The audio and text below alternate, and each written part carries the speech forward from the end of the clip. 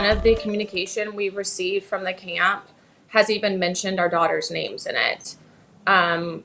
Even after this happened, 2 days after July 4th, we got an email for people to come pick up their trunks and things, and our daughter's body hadn't been found. There's still a missing child out there for Seal, and the camp refuses to acknowledge, that 27 girls passed away, and they're focused on opening a new camp. Those were the parents of Ellen Elizabeth Gatton, a Camp Mystic camper. Their daughter was killed during the deadly Hill Country floods more than 4 months ago. Now, more families of the girls killed at Camp Mystic are suing the owners of the camp. Their attorneys say it was a preventable tragedy.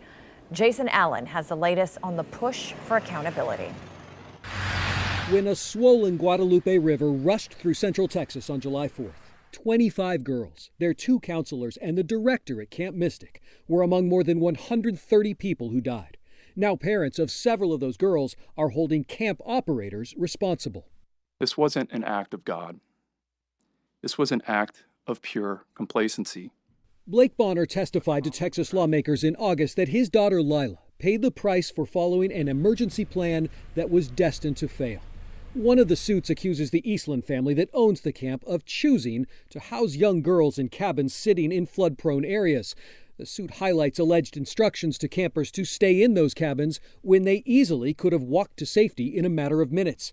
After the first flash flood warnings were issued, the suit alleges rather than turning to the cabins, they convened the grounds crew and started securing equipment. The actions of those at Camp Mystic are not the reasons that these young ladies died. Michael Watts represents the Eastland family and Camp Mystic. They never got warning that that level of flood was coming, and that was a function of the state of Texas. Mystic is planning to open again next summer on a part of the property that did not flood in July. Summer camps are a deeply ingrained part of the community in Central Texas. We asked residents Lindsay Robertson and Elizabeth Schneider about the reopening plans when we went back to the region last month. What was your reaction when the announcement came from Camp Mystic that they would reopen next summer?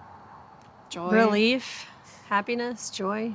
Robertson clung to a tree to survive the flood, while her son, Palmer, you in a tree, called out to a friend for help. The survival of the camps is important to recovery, they said, both for the community and for their own children who attended Camp Mystic last summer.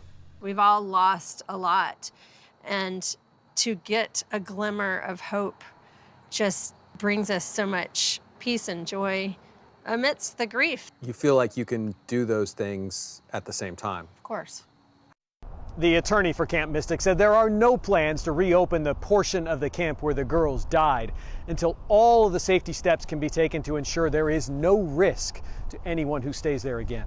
Jason Allen, CBS News in Fort Worth.